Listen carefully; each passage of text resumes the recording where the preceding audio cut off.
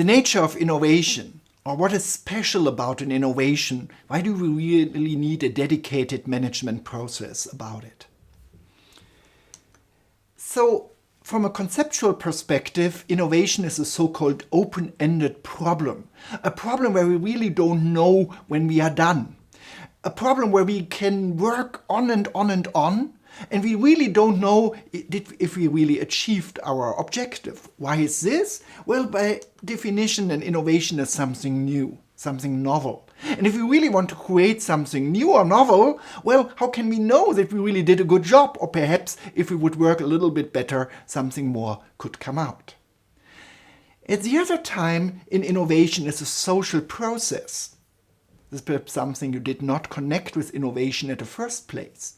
But think about it. An innovation is not coming from the blue sky. An innovation is a result very often of a team working together and creating something, defining a problem and engaging in technical problem-solving activities, engaging in the marketing activities. Part of the social process are also the customers, the users, who somehow have to accept the innovation and put it into place. There are other stakeholders involved into launching a new product. Think about an electric vehicle. It's not just about developing the electric vehicle. It's not just about convincing customers that the electric vehicle is good enough for their mobility purposes, but it's also about really motivating politicians and petrol stations and so on to build an infrastructure for charging these vehicles. And if something novel and something social comes together, this is really often the cause of a lot of risk and complexity. And we'll see in another module that there are different degrees on this, but in general, an innovation is something risky. And it's also something complex, connected with the open-endedness of the thing, as we really don't know what to do. And because of this, an innovation is full of conflicts. A famous German scholar of innovation management, Hauschild, who was somehow the grandfather of innovation management in Germany, wrote a very nice book about managing innovation, 1,200 pages. And these are 1,200 pages about managing conflicts. And Hauschild's perspective of innovation was that it's a process of hurdles and barriers which we have to overcome by managing this process. I'm a little bit more optimistic. I think innovation really has a lot of opportunities and we have to focus on those opportunities. But to get these opportunities, we really have to also think about a process that helps us to overcome resistance. Let's illustrate this with a typical story of innovation. And let me tell you the tale of Ruth Handler. And Ruth was a housewife in the US in the 1950s. And she was in her kitchen observing her small daughter playing with dolls. And at this time all dolls looked like small babies. But she observed that while her daughter was playing with a baby doll, the daughter was pretending that the baby doll was an adult. Actually, she was mimicking the behavior of her parents. And it came to her mind, well, why are there no dolls that look like small adults?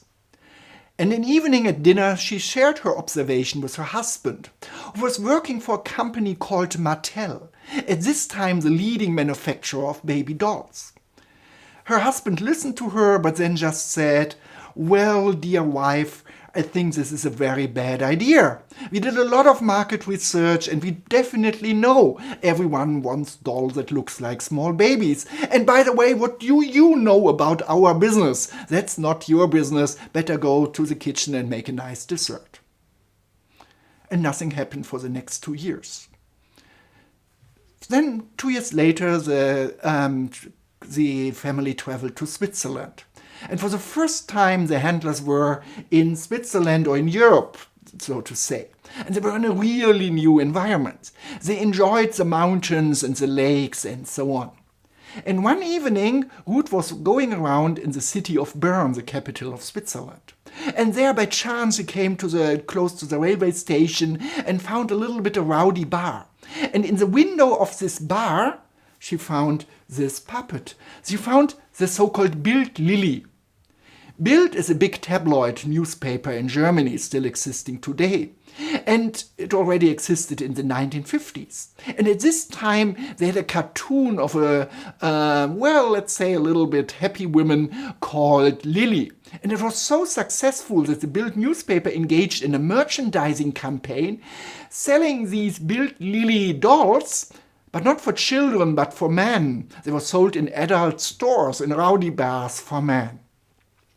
Whosoever did not know anything about this history, she just saw the Bild Lily and said, well, this is exactly the doll my daughter wants. So she acquired a pair, and when they came back to the US, she gave this Bild Lily doll to her daughter, and they really loved it. Now her husband saw it and said, well, perhaps there's something behind this idea. And you may have guessed already, this is the origin of Barbie, the most successful toy product ever invented, selling billions of dollars every year since almost 50 years. And of course, afterwards, the family was happy living forever. Let's have Barbie here for the rest of this module. So, why this story? It tells us a lot about the nature of innovation. Just think about what we just talked about. The story of Barbie really reminds us some of the key characteristics of managing innovation. First, we know that it's especially outsiders who are a source of innovation. And especially innovative users or representative of users like a mother innovating for her child really play a central role. Secondly, we know that some successful innovation is not the result of a structured planning process. It's just happening. And we have to provide somehow a box, an infrastructure that it can happen. Thirdly, as I said earlier, there's a lot of resistance for innovation. Just think about the stubborn husband of Ruth here.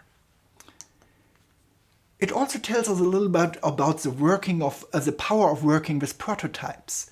In innovation, we have to communicate our ideas. And some of the core ideas of managing innovation really is that you very early come up with prototypes to test your idea, to get feedback and convince others that this may be a good idea, or get feedback, well, perhaps we really shouldn't follow up on this. We also learn something about the need for really being open and unbiased. If we want to create something new, we should not be constrained by our past.